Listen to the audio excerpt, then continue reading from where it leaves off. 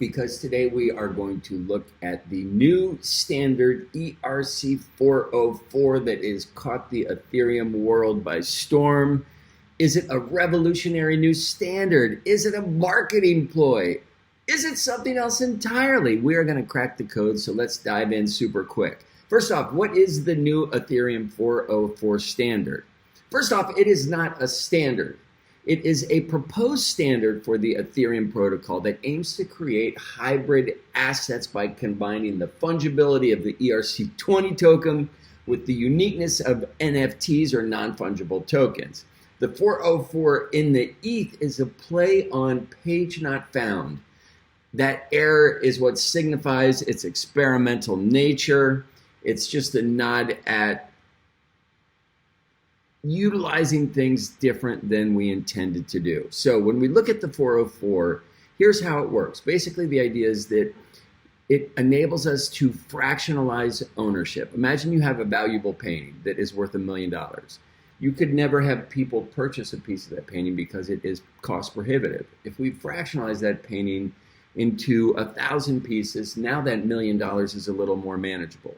And we can have now 1,000 investors in that painting as opposed to one investor. What does that do? Well, ideally, it is going to create liquidity in a marketplace that possibly did not have liquidity before. Well, what does that mean?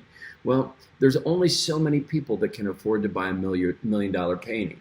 But the number of people that can afford to invest $100,000 toward a $1 million painting, that number is much larger. So this swath that opens up, it opens it to a larger liquidity pool.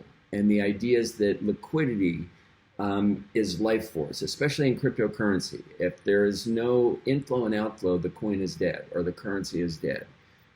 Liquidity is life force. You want to see things being bought and sold. This gives the opportunity for things that were previously out of reach possibly to be bought and sold. Are there drawbacks with this ERC 404? Absolutely. And I just want to touch on some of the potential drawbacks.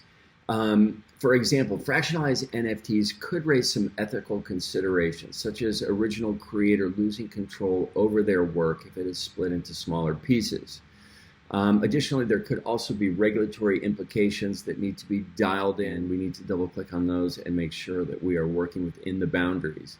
Next up, when we look at the ETH 404 compared to the 1155, they are similar. ERC 1155, it actually offers more flexibility and token creation, making a good counter argument to why are we doing this ETH 404. But in conclusion, the 404 is a standard that aims to create a hybrid asset, which the 1155 cannot do.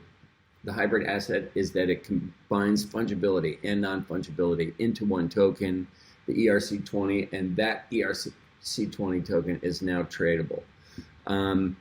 Depending on your use case, you might choose one or the other, or even a combination of the two. So it is going to be interesting to see if this new token initiative actually becomes a standard. Is it something we adopt? I think anytime you are introducing new liquidity into a market, it is a win for the market. We just need to understand as a marketplace, how do we comprehend this? How do we put it into action? And once we see it utilized in the DeFi scenario, I think it will start to ring some bells for some people and we will start to see some adoption. So that is what we have for you today. Boom!